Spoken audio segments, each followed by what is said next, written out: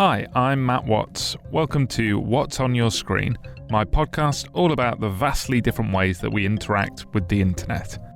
It's kind of like the German concept of Sonder, which is the realization that everyone else has just as complicated an inner life as you do. This podcast is about digital Sonder, realizing that everyone else has an online experience as esoteric as your own. For example, one of my favourite things to do is to go onto YouTube and search for vlogs about places I've lived in or know well, and then to look for the videos with the lowest views, because they're the most interesting. Instead of seeing some polished, professional-looking video about your hometown, you see something far more intriguing, something that betrays a lot more character in its amateurishness, that's amusing in its unusual creative choices, or fascinatingly wrong in its examination of a place. I also like sitting with other people and searching for vlogs of their hometowns, like the video all about Corby, which focused almost exclusively on the McDonald's on the retail park, or the guy who starts every video by whispering on a bus to Wolverhampton Station. Anyway, this podcast isn't about my favourite niche vlogs. It's about talking to other people about their relationship with the internet and what's on their screen. This week I'm talking to Sam, ostensibly about quitting social media.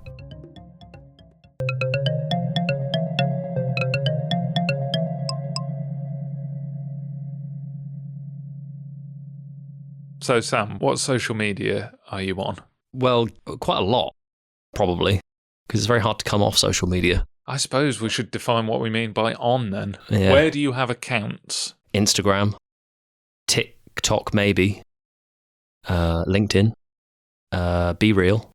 Okay, so for an interview with the man who doesn't use social media, this is going very poorly. So I've asked, what social media do you have an account on? Yeah. More importantly, what social media do you actually use? I'm temporarily on Instagram for a family member, but I'm due to come off Instagram in the next half an hour.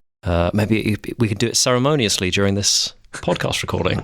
Yeah, if you like. Yeah. Ceremonial deletion of the Instagram. Yeah, that'd be quite nice actually, because I rejoined Instagram to connect with her while she was unwell, but now she's out of hospital, so, I can switch off the Instagram. So why have you deactivated it in the past? Well, overwhelm. I think a lot of people experience that. Not in a dramatic way, just I think I'm finding this a little bit overwhelming and I don't want to, so I switched it off. Overwhelming in what sense? What element of it was overwhelming you? Information.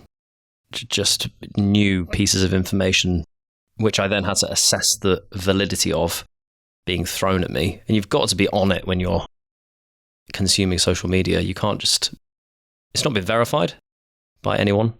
Like if you're reading... So you're talking about news?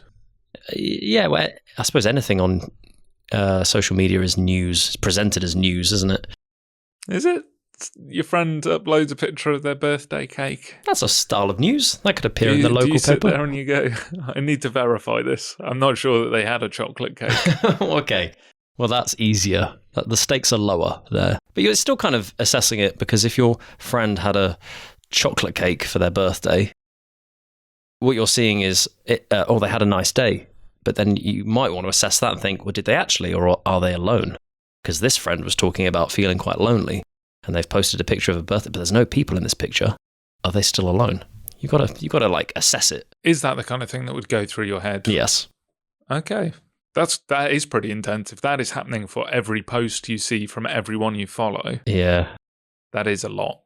And I don't think I did that for a long time, and then I found myself in a bit of a state where I had just consumed so many opinions, especially echo chamber stuff, where I was becoming more and more extreme in my opinions and blinkered because I was only being fed things I already believed.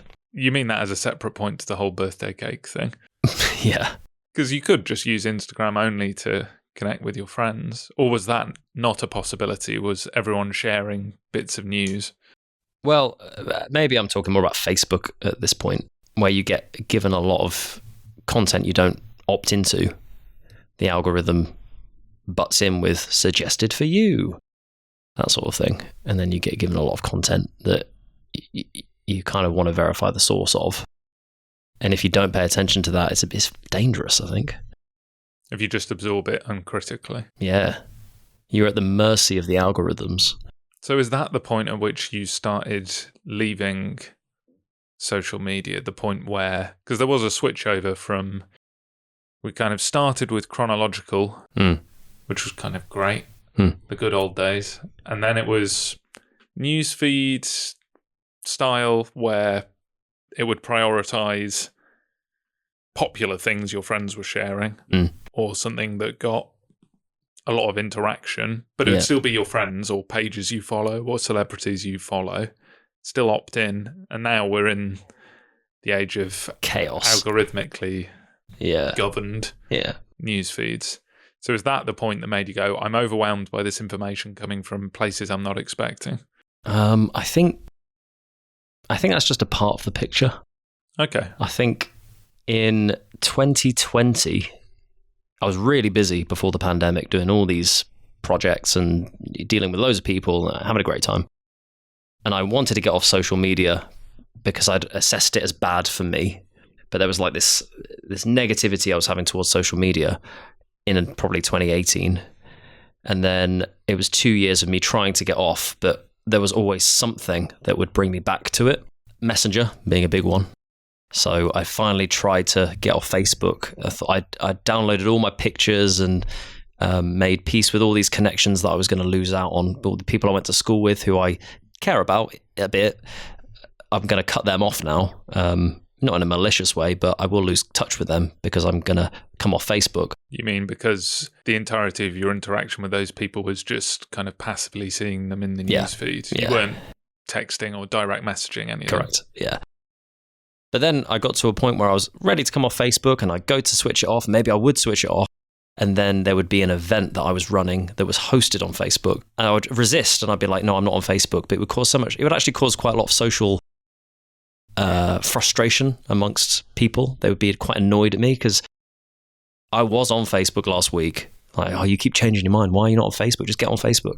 And a lot of the projects I was running, 95% of people were on Facebook, so it was kind of expected. And I just expected people to be on Facebook as well.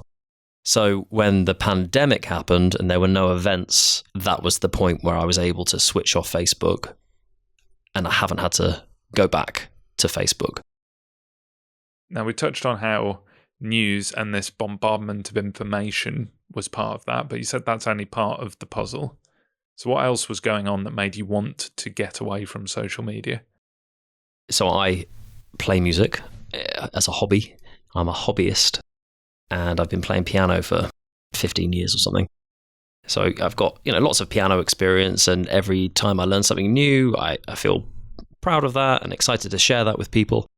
I was finding myself consuming only world-class content from 8-year-old musicians, and I didn't realize it was happening for a while, but I was suddenly becoming very doubtful of my own musical skill, and actually I stopped playing music for a bit. I sort of gave up on it, not in a dramatic, emotional way. I was just like, oh, well, actually, I'm not as good as I thought. I'm not on a roll like I thought I was. So I just played less and less and less. And then I got quite angry when I realized I'd stopped playing music because I was comparing myself to these world-class geniuses like Jacob Collier, he's incredible, he's amazing, and there's loads of people out there. He's kind of like the prime example, and he's my age. I think he's a month older than me or something, and he's got a Grammy. And I kind of watched him grow up as well. He did YouTube videos and tutorials, and I watched him release his first album, and then I watched him collaborate with Chris Martin, and then I watched it, and I felt like I was just plateaued. And I wasn't. I'm slightly doing this, not this, but he was doing that. And so it made me feel like I'd hit a ceiling, which isn't true.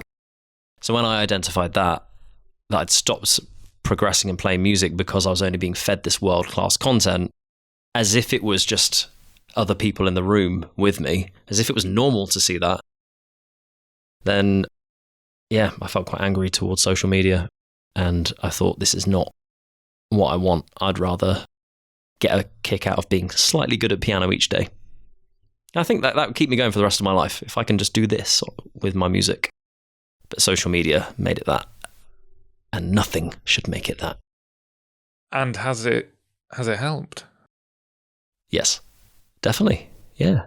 I think I'm doing that now. Slightly up. If you can't tell, that's slightly up. Sam is making a series of hand gestures. Oh, it's a podcast, isn't it? I forgot. A is a podcast, but B, you're kind of coming perilously close to doing an infamous salute with every degree that you raise your hand with. So let's avoid that. Which brings me on to my third point. Oh. No. I thought that was about to be a very legitimate point. I can't imagine there are many people in the far right in your social circle, though. No.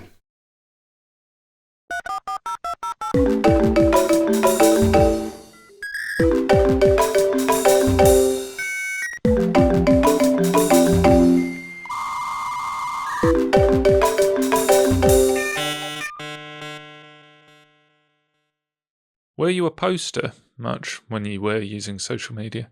I started off being a keen poster and then it tapered to 0 to the last couple of years because I felt like I had such a variety of people consuming the content.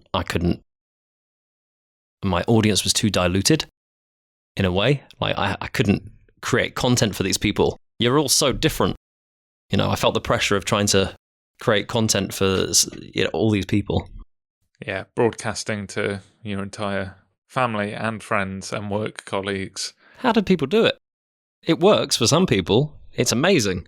I admire people who can get that tone right. But it's so diverse. Talk me through the actual process of getting off of social media.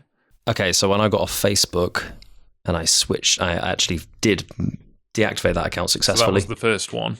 Yeah, I think so. That was definitely, that was the first big one. That was the first time I felt like I was making a social statement by switching it off. It was blissful, like incredible, would recommend. I appreciate that some people's lifestyles actually benefit from having these things, so I don't think this is right for everyone. You should be on social media if you benefit from it. I think that's a fair statement. I think we can all agree on that. I can't see why you should be on social media if you're not benefiting from it, because it's a service you're paying for with your data and time.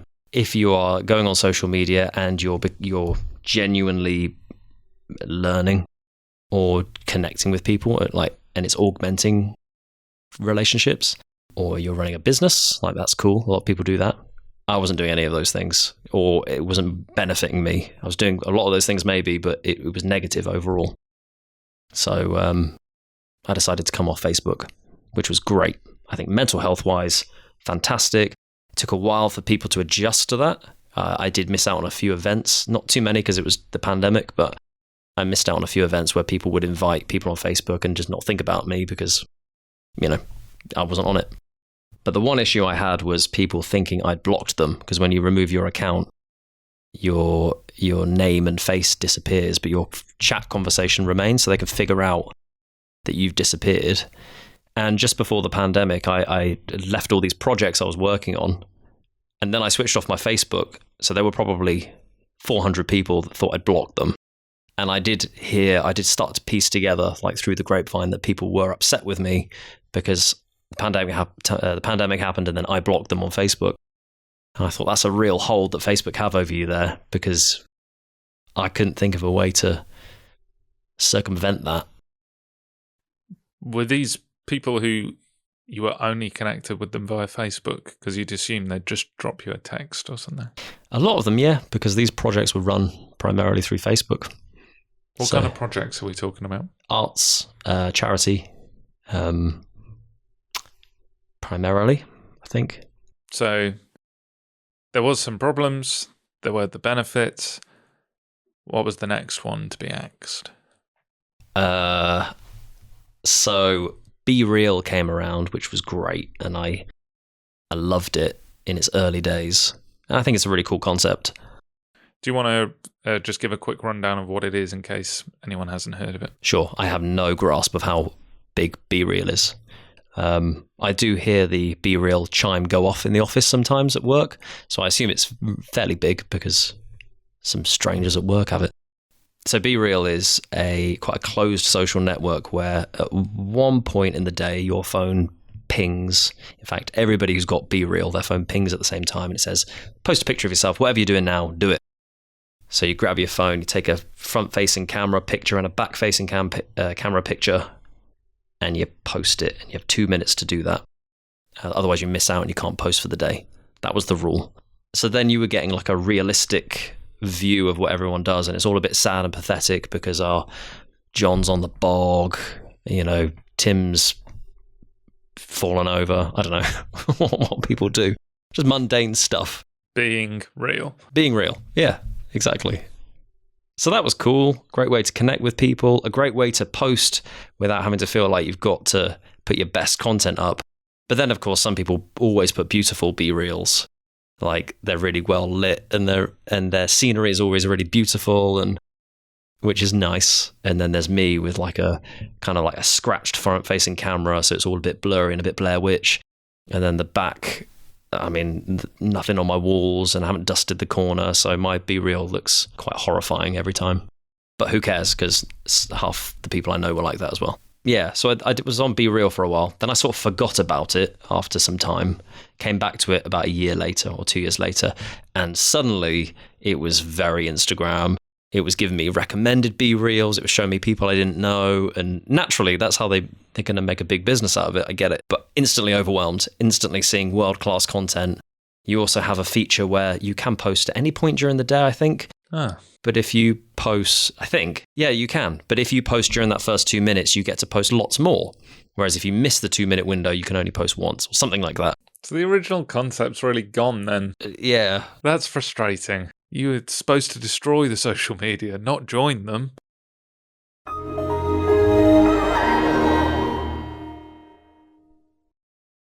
YouTube, Snapchat, other social medias that I have that I forgot about. YouTube is an unbelievably incredible resource. But to survive, it had to be social media. It had to become social media. And now you've got the vertical video, shorts, and all of that stuff. I get it. I understand why they're doing it. But it is kind of distracting from like what an amazing resource it is. Wow, YouTube is incredible. It kind of blows my mind. I think it is good to remember that. Like social media, there is so much conversation now about how it's so awful and how we all need to stop using it. But it is really good. Some of it, especially the core ideas before they get diluted, like BeReal, like YouTube, the idea that we have this video library of millions of hours of human-created content. Education, entertainment, opinions, art. It is phenomenal. So you do still use YouTube? I do, yep. I do use YouTube. So that's another one I'm on. I think you might be on as many as you've deleted. No, you said Snapchat. I assume that's one you've gotten rid of as well. Well, yeah, I might still have an account, but I've not had Snapchat for years. Because you're not a 14-year-old? Correct. At what point did you stop using it? I can't remember. I used it quite intensely for a few years, and then I just sort of got bored and put it down. But that was absolutely a broadcast platform for me. I would post a lot on stories or whatever it was called on Snapchat. And I wouldn't really care who would watch it. I was having such a fun, creative time just doing skits by myself. So this seems to be a theme that with all of the social media, at one point, you were a bit of a power user. I happen to know that you used to professionally make some TikTok content. Yep, I had that job. You were a broadcaster. And I guess that hideous phrase, content creator, both personally and professionally. And now you don't do any of that.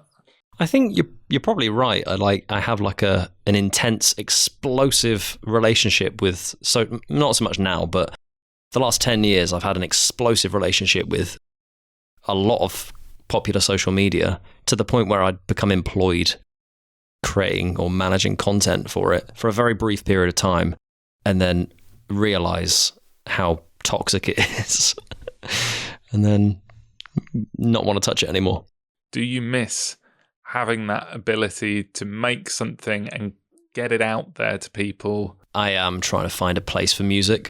I'm writing songs now for the first time, which is really exciting for me, but I haven't found the right place for that to live because I can't see it working just by posting it on YouTube. Maybe it will. But when I look at platforms like that, I'm still seeing those world-class musicians and I am not. I'm a developing kind of amateur, and there are lots of those as well. I think those people are brave and should be commended for putting stuff out there as an artist.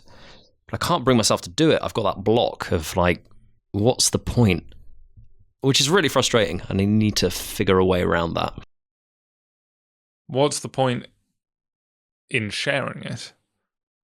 Or what's the point in creating it because there are people who are so much better? Sharing it. Yeah. Creating it is for me.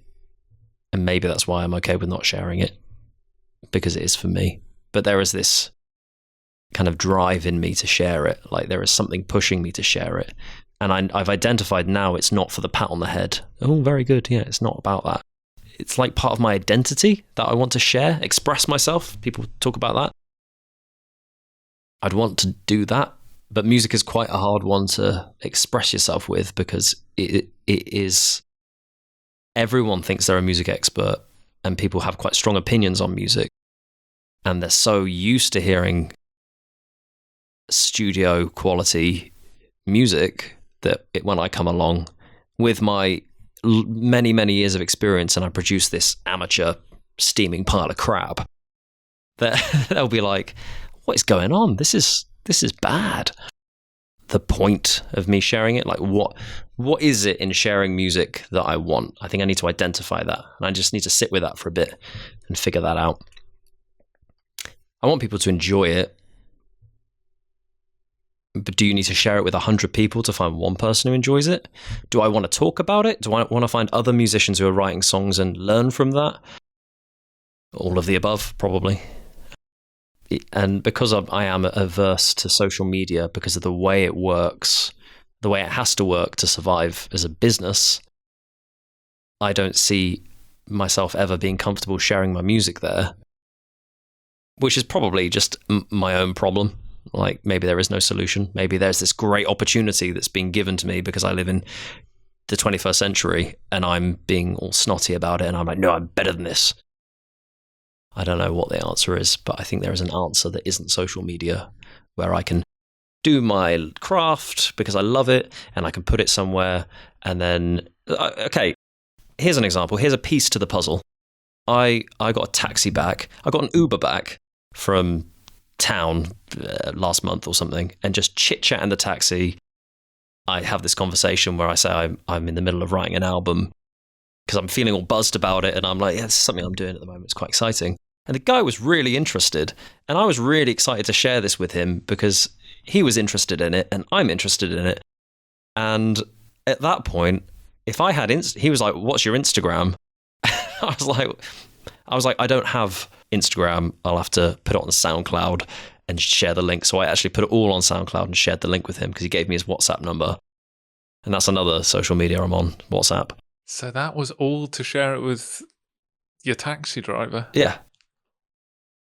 Which was great. I suppose you found one person who was really interested. It wasn't that thing of putting it out there to 100 and maybe one. It was 1-to-1. Yeah, I don't want to do marketing. I think that's what it is. I think when you're doing marketing, you're reaching 100,000 people and you're hoping for a small percentage to bite, which is cool, but that doesn't excite me. I don't derive any joy from marketing. But that moment where I was in this taxi and this guy was genuinely interested in what kind of music I did, and I had to warn him, it's, amateur. And then he was like, yeah, I get it, man. I do a bit of DJing myself. And then we had this conversation. He really got it. Like, I could tell he got it. And then I was excited to share. So I set up a SoundCloud. I posted all the 12 demos I've done. I dropped him a text like, here's the link. I put it up just for you. We had a nice little back and forth. And that was that. And that was like ultimate for me.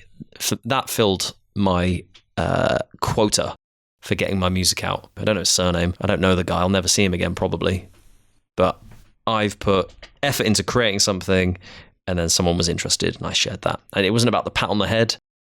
He probably didn't even like it, but it was just that mutual moment of him getting why I was doing it, because I love it, and that's special. Yeah, and it came without all the passive rejection that just putting out there on social media comes with. Yeah. But perhaps that's on me for not being able to deal with that rejection very well. Don't know. But for years and years, I've been developing as a musician, a hobbyist. But I only really consume like world class, musicians who tour stadiums and stuff like that. And they're very good. I really enjoy their music, but I don't have anything to relate to when it comes to the scale that I'm doing it on. I'm kind of emulating them a bit, but I don't have any fans. But I don't really care about that. I'm not pursuing that. But I don't know what it is I'm pursuing. I'm trying to find that. I'm pursuing something, but I don't know what it is. And then it was that taxi drive that kind of, for the first time ever, shone a bit of a light on why I'm doing it. I still can't really describe it, but I got some gratification out of that. It's like social media has erased the leagues. If we were to take this as a sporting analogy, you could be the best football player in your town and you play for the local team and you're the top of your game there. And that's great because you're not bothered about further afield or higher up. You're just enjoying that and you're excelling, and within your small circle there, you can feel good about your own progression because you have a realistic comparison. The other people who are at your level play the same amount as you. And then there's another league up, and then there's another league up, and then there's kind of like county, then there's national, and then there's international, and that's, way away. It's a very different thing. It's a completely different game. With creativity, social media has erased all of that middle bit. You're automatically on a global stage. And you're going to feel shit if you start playing and it's like, I've only been playing football for a bit and you're against kind of an all-star team. I was about to start naming who would be an all-star team, but my football knowledge is pretty poor. Yeah. It's the England team of 2006. You start playing and it's all Michael Owen and Sol Campbell and David Seaman. But you get my point. It's erased that middle bit. And I think it takes you a long time. It takes a long time as you grow up to appreciate just how good so many people are. Like, I don't think we're wired to be able to cope with that. And maybe for me, getting off social media was the solution to that. And for some people, they can use that to motivate themselves and energize themselves. I went to an open mic in Leicester a few weeks ago, and just in my local town, I saw some real beginner musicians who are really rough, and they're you can tell that it's like their first show or they're just starting out, and you respect that because it might be a little bit uncomfortable to hear because musically it's out of key or out of time or whatever, and they're struggling and they're a little bit awkward on stage, but you respect it because it reminds you of how you started and what you went through. But then also in that same room, 10 minutes later, there was someone who could be world famous.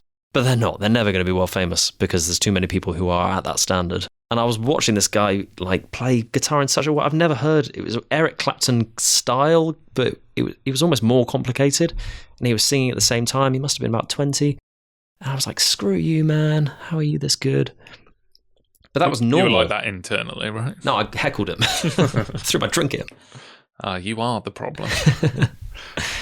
But having that in one room was normal, and I felt that was really healthy. Like motivation to keep getting better, but also a bit of a indicator of how far I've come, all of that. I'm kind of in the middle of this skill set, which isn't linear, I know, but let's pretend it is. And I walked away from that feeling motivated and excited to go back, and it was a good open mic. If you could delete social media for everyone else, just they don't know you've done it, but you hit the button, you give China the go-ahead to erase everything Meta have ever made. Yeah. Do you do it? No. Why? It's really amazing. I think the positives outweigh the negatives. I don't think I believe that. I don't know. There are huge positives. It's stretching us in a way that is unnatural, and something's got to give at some point. But I think we have to go through it. I think naturally technology is in a place where we just need to go through this pain, figure it out, and then in 50 years' time, it will all normalize. I don't know what that's going to look like, but it'll be boring and people won't be excited by it, or it will find it. There'll be more regulations or something like that. I don't know. It'll be healthier. I hope.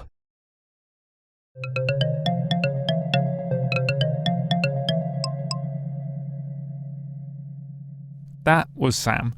You can't find him on any social media, but if you're a taxi driver and you take him somewhere, he might add you on WhatsApp. I should say we did try and delete his Instagram as we recorded, but we failed. The labyrinth of menus got the better of us, so maybe you can find him on there after all. If that interview's got you thinking about your own internet diet, about your own use or lack of use of social media, or of the internet's effect on your creativity, then I'd be very interested to hear about it. You can get in touch like Alice did this week. She sent me a notification she got from TikTok which says, "Good morning," and then suggests a video she should start her day with. Its title is Liam Payne's Fool Caught on CCTV, which is all kinds of disturbing. She says she's not even searched for anything to do with the late One Direction singer, so to have this video actively pushed to her in a good morning notification is particularly sickening. It really is a strange digital world we're living in. So if you've had your own strange experience you'd like to share, please do send me a voice note or message to wattsonyourscreen@gmail.com. And until next time, have a good week online, and thanks for listening.